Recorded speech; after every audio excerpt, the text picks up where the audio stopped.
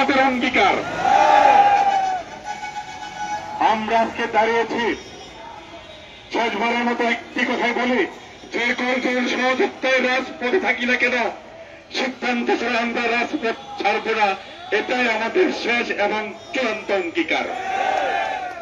আপনারা ভয় পাবেন না, আমাদের অনেক সহযোগিতা এখনো রাস্তায়, যারা ঢাকায় ছিল তারাও আমরা এখানে আসছি, অনেক সহযোগিতা এখনো রাস্তায় আছে। আশা করছি উইদিন 1 ঘন্টার মধ্যে পুরো প্রেস ক্লাব আমাদের বিশেষ শিক্ষকের অবস্থানে পরিপূর্ণ হবে। সবাই মনোবল সুদৃঢ় রাখেন এবং রাজপথ থেকে অধিকার আদায়ের দৃঢ় চেতনা পোষণ রাখেন। পাশে কে কি বলছে, কে কি কথা বলছে, কর্ণপাত করার কোনো সুযোগ নেই।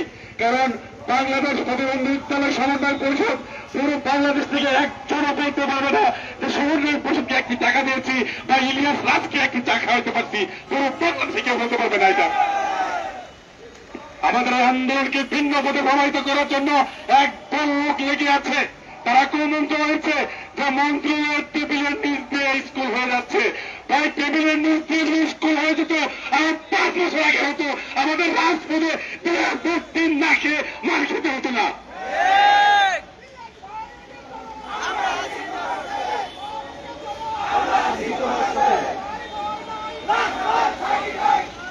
প্রিয় সহযোদ্ধা, অধিকার আদায়ের জন্য রাজপথ সবচেয়ে উৎকৃষ্ট জায়গা। রাজপথের সিদ্ধান্ত ছাড়া এর প্রতিবন্ধী স্কুল কোনোদিনও হবে না।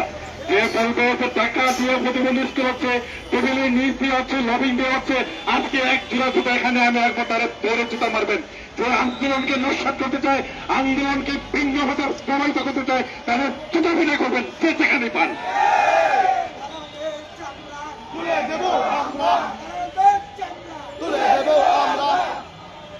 সহযোদ্ধা, আপনাদের একটি কথা সুস্থ করতে চাই, বিদ্যালয়ের চূড়ান্ত সিদ্ধান্ত ছাড়া আমরা এই প্রেস ক্লাব চত্বর কোনদিনও ছাড়ব না।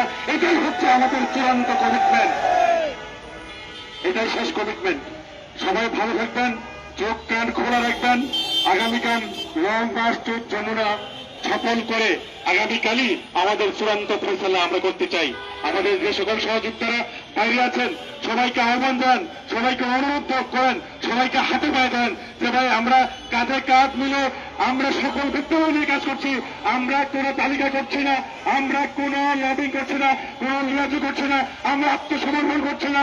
আমরা আমাদের অধিকার রাজপথ থেকে বুঝিয়ে দিব, এটাই আমাদের ওয়াদা। এবং আমি সাধারণ সম্পাদক ইহাকে আহ্বান করছি,